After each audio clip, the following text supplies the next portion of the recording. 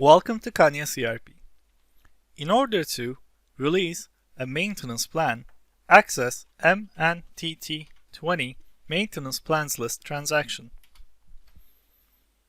In this transaction, enter the relevant search criteria for the maintenance plans and click Search button.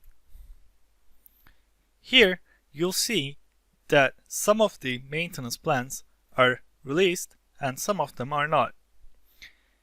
In order to release one, select the relevant record and then click the Release button found over here. You'll get the information message saying that the relevant maintenance plan has been released.